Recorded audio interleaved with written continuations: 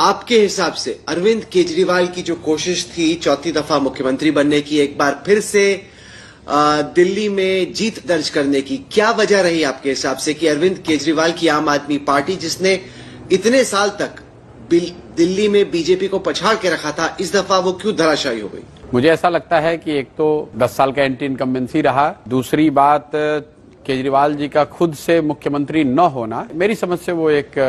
बड़ी गलती आम आदमी पार्टी ने करी। जब लिकर स्कैम को लेकर बात चली, उस समय जब केजरीवाल जी को अरेस्ट किया गया, तो मुझे लगता है कि उस समय केजरीवाल जी को इस्तीफा दे देना चाहिए था। और अगर उन्होंने उस समय इस्तीफा नहीं दिया तो फिर जेल से बाहर निकलने के बाद इस्तीफा देकर किसी दूसरे को मुख्यमंत्री बनाना शायद स्ट्रैटेजिकली ठीक नहीं था। और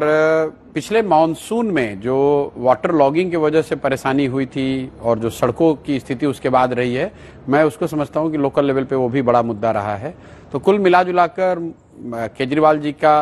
जो पिछले 1-1.5 साल में पॉलिटिकल जो स्टांस उनके रहे हैं, इंडिया गठबंधन में जाना और फिर उससे एक तरह से निकल जाना, दूसरा जब आप पर लीगल केस हुए तो आपने इस्तीफा नहीं दिया, जेल गए तब भी इस्तीफा नहीं दिया, फिर वापस आकर इस्तीफा दे दिया तो मुख्यमंत्री भी नहीं रहे,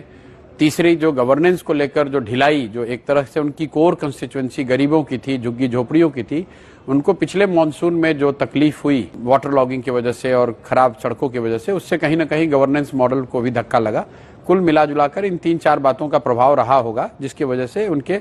मुझे लगता है कि 8-9% वोट शेयर कम हुआ।